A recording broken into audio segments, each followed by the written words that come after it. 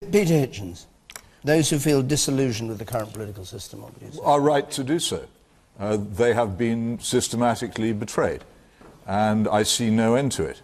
There are so many issues which have been visited on this country by an elite of self-selecting, closed-minded people, as well represented here this evening, and actually largely incompetent as well, which have done enormous damage to our way of life. So, for instance, who now has anything to say about the deindustrialization of this country and the destruction of manufacturing jobs under the Thatcher government? Who can reverse it? Who can do anything about it? Who will say anything on this panel about the catastrophe of mass immigration, which has changed this country irrevocably into somewhere completely different from what it was?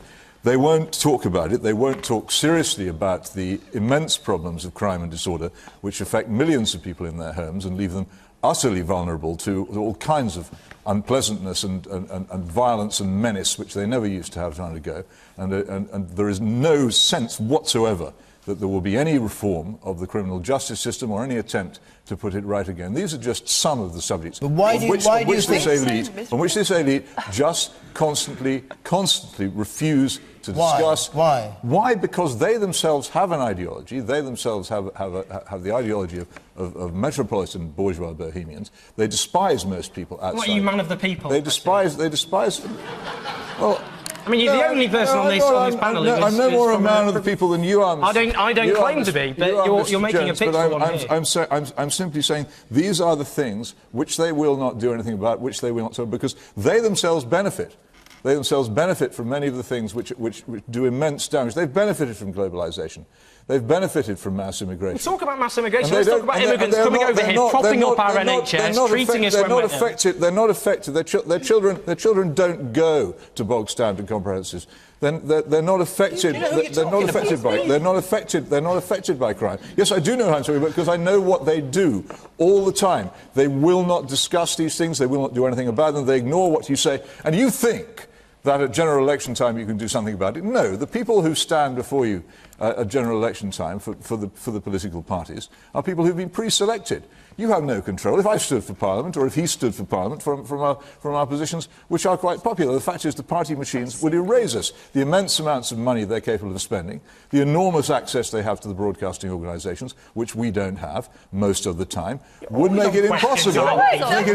You've got more access than I have, would make it impossible, on the contrary, would make it impossible for anyone outside Peter, sorry, the question was, what would you say to people who feel like you clearly do about the kind of political association? Just said it. Well, no, wait a moment. What would you say to them about how to change things? Are you going to stand as an MP? I'm sorry. Are you going to stand as an MP? No, because for the reasons I've just explained, I wouldn't have the faintest chance. No, my advice to anybody young enough to do so is to emigrate before it's too late. Oh, for goodness' sake! I mean, this is just the paper that hates Britain. You heard it here. This is a ridiculous council of despair. I think our country's best days are ahead of us, not behind us. And I think Peter Hitchens needs to get with the programme.